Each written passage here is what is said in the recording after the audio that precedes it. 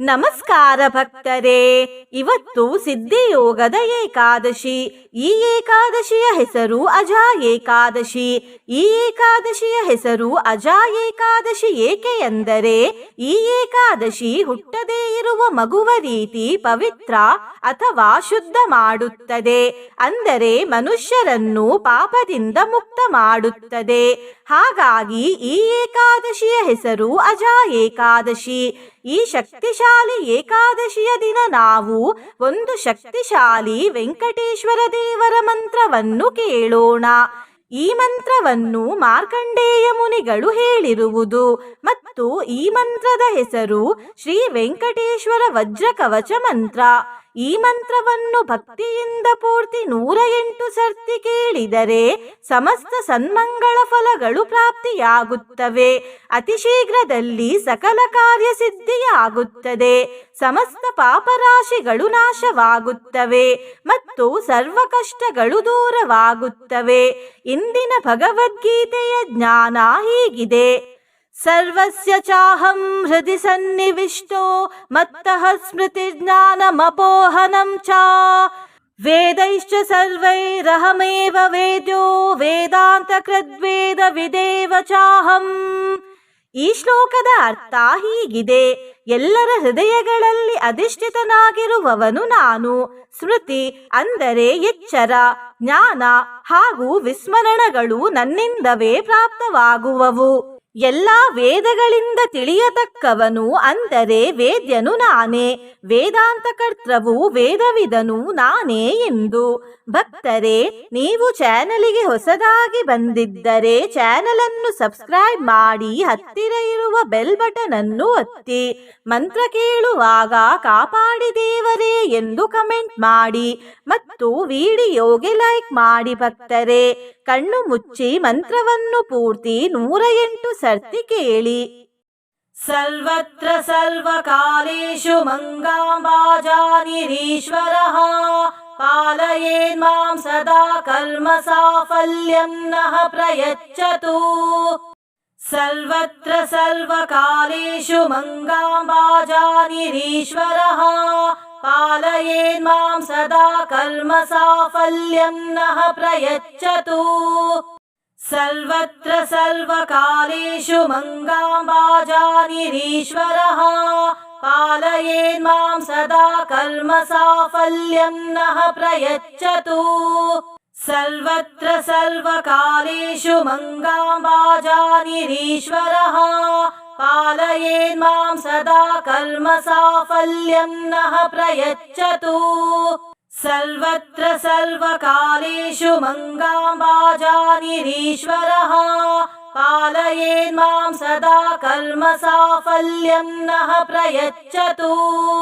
ಸರ್ವತ್ರ ಸರ್ವಕಾಲೇಷು ಮಂಗಾಂಬಾಜಾನಿರೀಶ್ವರಃ ಪಾಲಯೇನ್ ಮಾಂ ಸದಾ ಕರ್ಮ ಸಾಫಲ್ಯಂ ನಃ ಪ್ರಯಚ್ಛತು. ಸರ್ವತ್ರ ಸರ್ವಕಾಲೇಷು ಮಂಗಾಂಬಾಜಾನಿರೀಶ್ವರಃ ಪಾಲಯೇನ್ ಮಾಂ ಸದಾ ಕರ್ಮ ಸಾಫಲ್ಯಂ ನಃ ಪ್ರಯಚ್ಛತು. ಸರ್ವತ್ರ ಸರ್ವಕಾಲೇಷು ಮಂಗಾಂಬಾಜಾನಿರೀಶ್ವರಃ ಪಾಲಯೇನ್ ಮಾಂ ಸದಾ ಕರ್ಮ ಸಾಫಲ್ಯಂ ನಃ ಪ್ರಯಚ್ಛತು. ಸರ್ವತ್ರ ಸರ್ವಕಾಲೇಷು ಮಂಗಾಂಬಾಜಾನಿರೀಶ್ವರಃ ಪಾಲಯೇನ್ ಮಾಂ ಸದಾ ಕರ್ಮ ಸಾಫಲ್ಯಂ ನಃ ಪ್ರಯಚ್ಛತು.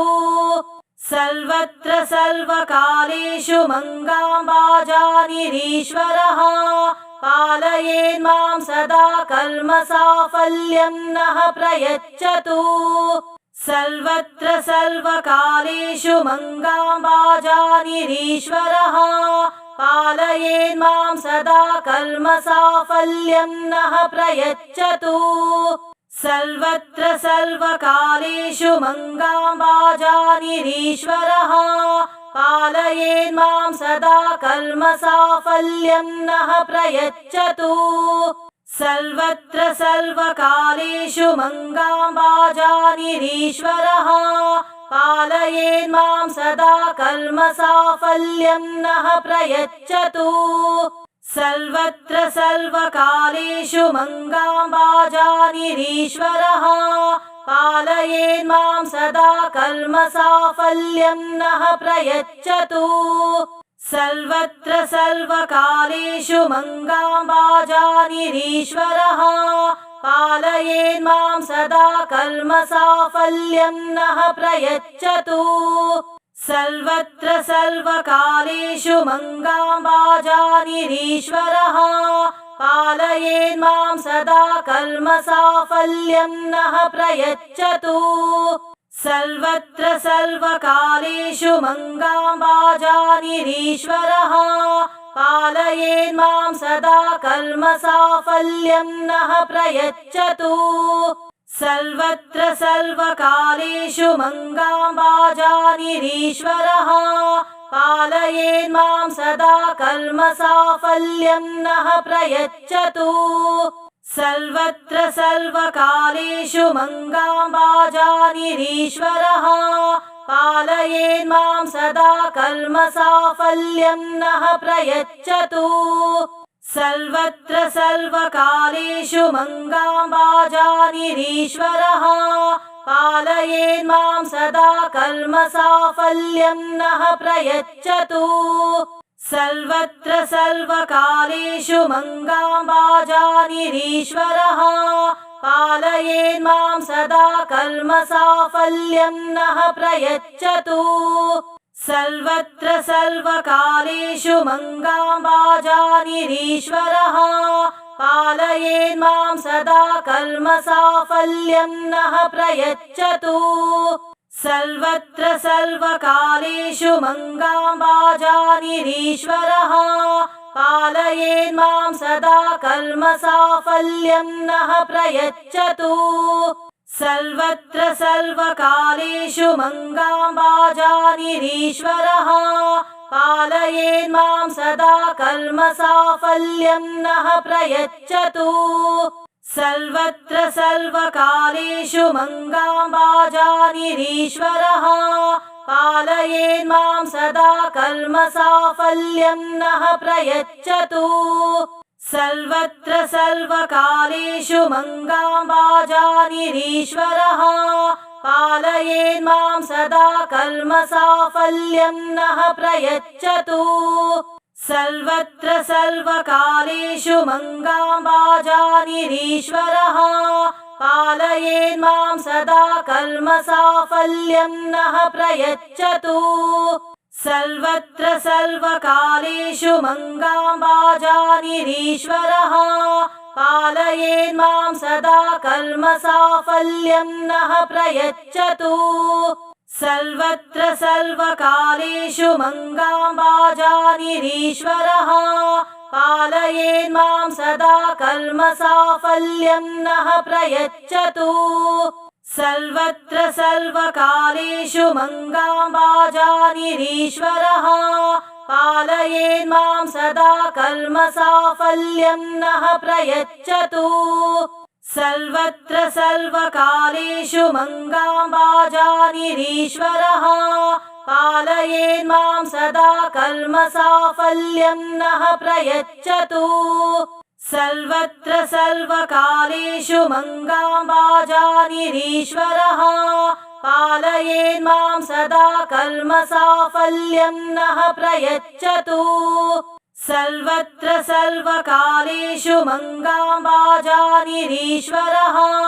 पालयेन्मां सदा कर्मसाफल्यं नः प्रयच्छतु सर्वत्र सर्वकालेषु मङ्गाम्बाजानिरीश्वरः पालयेन्मां सदा कर्मसाफल्यं नः प्रयच्छतु सर्वत्र सर्वकालेषु मङ्गाम्बाजानिरीश्वरः पालयेन्मां सदा कर्मसाफल्यं नः प्रयच्छतु सर्वत्र सर्वकालेषु मङ्गाम्बाजानिरीश्वरः पालयेन्मां सदा कर्मसाफल्यं नः प्रयच्छतु सर्वत्र सर्वकालेषु मङ्गाम्बाजानिरीश्वरः पालयेन्मां सदा कर्मसाफल्यं नः प्रयच्छतु सर्वत्र सर्वकालेषु मङ्गाम्बाजानिरीश्वरः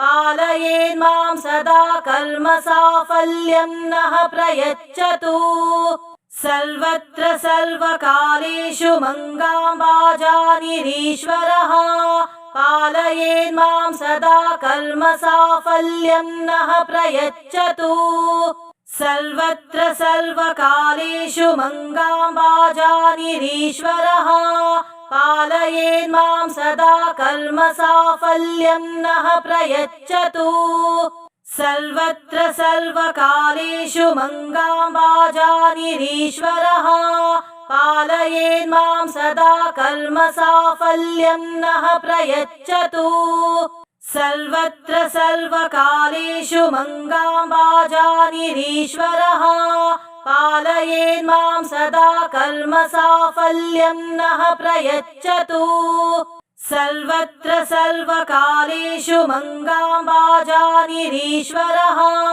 पालयेन्मां सदा कर्मसाफल्यं नः प्रयच्छतु सर्वत्र सर्वकालेषु मङ्गाम्बाजानिरीश्वरः पालयेन्मां सदा कर्मसाफल्यं नः प्रयच्छतु सर्वत्र सर्वकालेषु मङ्गाम्बाजानिरीश्वरः पालयेन्मां सदा कर्मसाफल्यं नः प्रयच्छतु सर्वत्र सर्वकालेषु मङ्गाम्बाजानिरीश्वरः पालयेन्मां सदा कर्मसाफल्यं नः प्रयच्छतु सर्वत्र सर्वकालेषु मङ्गाम्बाजानिरीश्वरः पालयेन्मां सदा कर्मसाफल्यं नः प्रयच्छतु सर्वत्र सर्वकालेषु मङ्गाम्बाजानिरीश्वरः पालयेन्मां सदा कर्मसाफल्यं नः प्रयच्छतु सर्वत्र सर्वकालेषु मङ्गाम्बाजानिरीश्वरः पालयेन्मां सदा कर्मसाफल्यं नः प्रयच्छतु सर्वत्र सर्वकालेषु मङ्गाम्बाजानिरीश्वरः पालयेन्मां सदा कर्मसाफल्यं नः प्रयच्छतु सर्वत्र सर्वकालेषु मङ्गाम्बाजानिरीश्वरः पालयेन्मां सदा कर्मसाफल्यं नः प्रयच्छतु सर्वत्र सर्वकालेषु मङ्गाम्बाजानिरीश्वरः पालयेन्मां सदा कर्मसाफल्यं नः प्रयच्छतु सर्वत्र सर्वकालेषु मङ्गाम्बाजानिरीश्वरः पालयेन्मां सदा कर्मसाफल्यं नः प्रयच्छतु सर्वत्र सर्वकालेषु मङ्गाम्बाजानिरीश्वरः पालयेन्मां सदा कर्मसाफल्यं नः प्रयच्छतु सर्वत्र सर्वकालेषु मङ्गाम्बाजानिरीश्वरः पालयेन्मां सदा कर्मसाफल्यं नः प्रयच्छतु सर्वत्र सर्वकालेषु मङ्गाम्बाजानिरीश्वरः पालयेन्मां सदा कर्मसाफल्यं नः प्रयच्छतु सर्वत्र सर्वकालेषु मङ्गाम्बाजानिरीश्वरः पालयेन्मां सदा कर्मसाफल्यं नः प्रयच्छतु सर्वत्र सर्वकालेषु मङ्गाम्बाजानिरीश्वरः पालयेन्मां सदा कर्मसाफल्यं नः प्रयच्छतु सर्वत्र सर्वकालेषु मङ्गाम्बाजानिरीश्वरः पालयेन्मां सदा कर्मसाफल्यं नः प्रयच्छतु सर्वत्र सर्वकालेषु मङ्गाम्बाजानिरीश्वरः पालयेन्मां सदा कर्मसाफल्यं नः प्रयच्छतु सर्वत्र सर्वकालेषु मङ्गाम्बाजानिरीश्वरः पालयेन्मां सदा कर्मसाफल्यं नः प्रयच्छतु सर्वत्र सर्वकालेषु मङ्गाम्बाजानिरीश्वरः पालयेन्मां सदा कर्मसाफल्यं नः प्रयच्छतु सर्वत्र सर्वकालेषु मङ्गाम्बाजानिरीश्वरः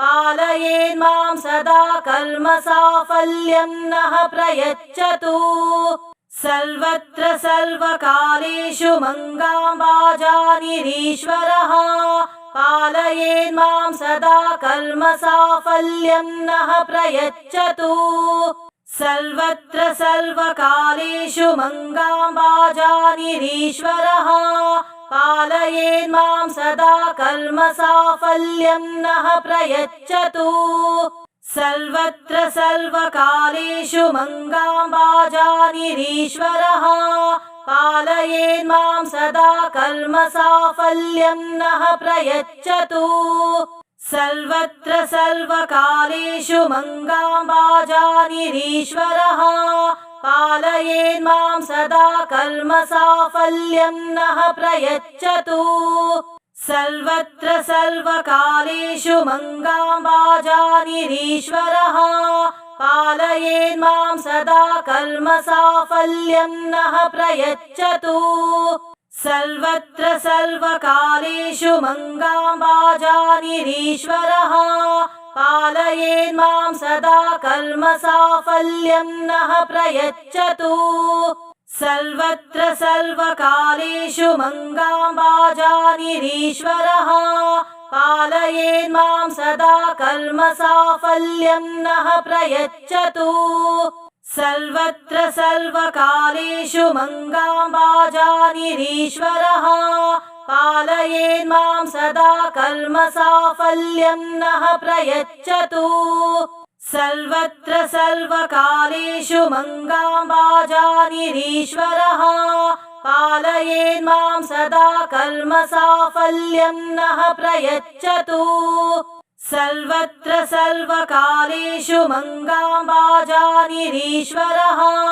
पालयेन्मां सदा कर्मसाफल्यं नः प्रयच्छतु सर्वत्र सर्वकालेषु मङ्गाम्बाजानिरीश्वरः पालयेन्मां सदा कर्मसाफल्यं नः प्रयच्छतु सर्वत्र सर्वकालेषु मङ्गाम्बाजानिरीश्वरः पालयेन्मां सदा कर्मसाफल्यं नः प्रयच्छतु सर्वत्र सर्वकालेषु मङ्गाम्बाजानिरीश्वरः पालयेन्मां सदा कर्मसाफल्यं नः प्रयच्छतु सर्वत्र सर्वकालेषु मङ्गाम्बाजानिरीश्वरः पालयेन्मां सदा कर्मसाफल्यं नः प्रयच्छतु सर्वत्र सर्वकालेषु मङ्गाम्बाजानिरीश्वरः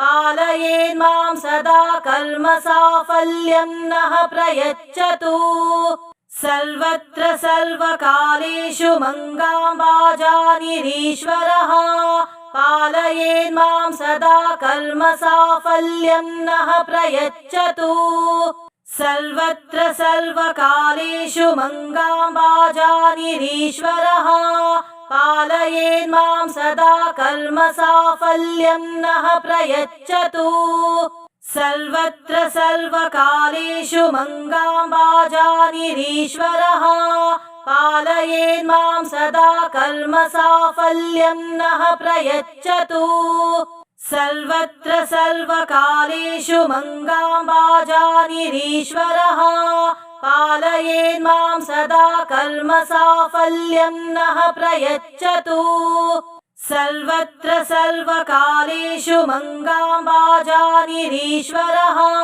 पालयेन्मां सदा कर्मसाफल्यं नः प्रयच्छतु सर्वत्र सर्वकालेषु मङ्गाम्बाजानिरीश्वरः पालयेन्मां सदा कर्मसाफल्यं नः प्रयच्छतु सर्वत्र सर्वकालेषु मङ्गाम्बाजानिरीश्वरः पालयेन्मां सदा कर्मसाफल्यं नः प्रयच्छतु सर्वत्र सर्वकालेषु मङ्गाम्बाजानिरीश्वरः पालयेन्मां सदा कर्मसाफल्यं नः प्रयच्छतु सर्वत्र सर्वकालेषु मङ्गाम्बाजानिरीश्वरः पालयेन्मां सदा कर्मसाफल्यं नः प्रयच्छतु सर्वत्र सर्वकालेषु मङ्गाम्बाजानिरीश्वरः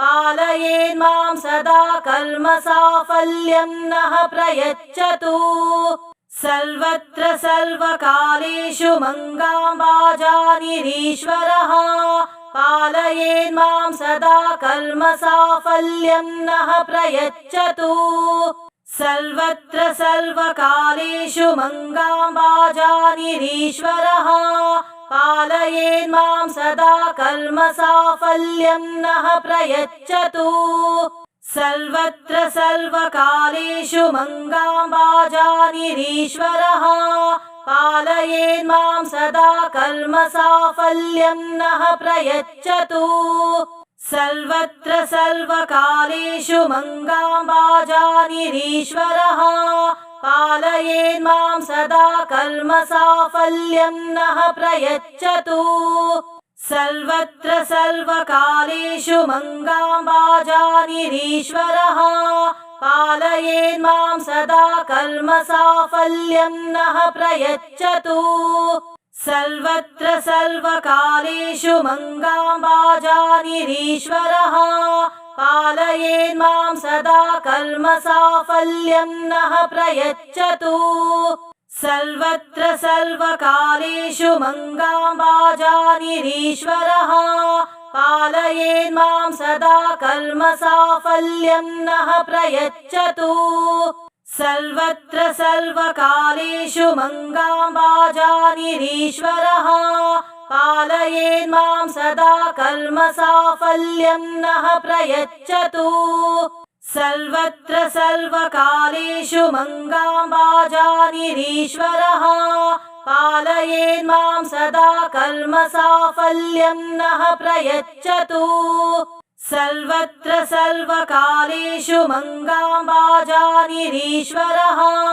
पालयेन्मां सदा कर्मसाफल्यं नः प्रयच्छतु सर्वत्र सर्वकालेषु मङ्गाम्बाजानिरीश्वरः पालयेन्मां सदा कर्मसाफल्यं नः प्रयच्छतु सर्वत्र सर्वकालेषु मङ्गाम्बाजानिरीश्वरः पालयेन्मां सदा कर्मसाफल्यं नः प्रयच्छतु सर्वत्र सर्वकालेषु मङ्गाम्बाजानिरीश्वरः पालयेन्मां सदा कर्मसाफल्यं नः प्रयच्छतु सर्वत्र सर्वकालेषु मङ्गाम्बाजानिरीश्वरः पालयेन्मां सदा कर्मसाफल्यं नः प्रयच्छतु सर्वत्र सर्वकालेषु मङ्गाम्बाजानिरीश्वरः